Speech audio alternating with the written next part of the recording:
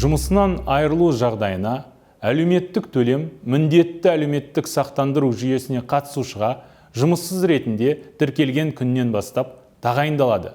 Төлем жүйеге қатысу өтіліне және мемлекеттік әлеуметтік сақтандыру қорына әлеуметтік аударымдар жүргізілген соңғы 24 айдағы кірісіне байланысты 1 айдан 6 айға дейінгі мерзімге тағайындалады.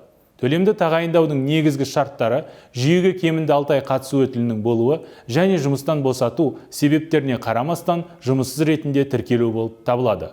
Жұмыссыз ретінде тіркелу үшін Еңбек.kz электронды еңбек биржасы және Егов.kz электронды үкімет порталдары арқылы немесе Мансап орталығына жүгіну арқылы жұмыс іздеуші ретінде тіркелуге болады.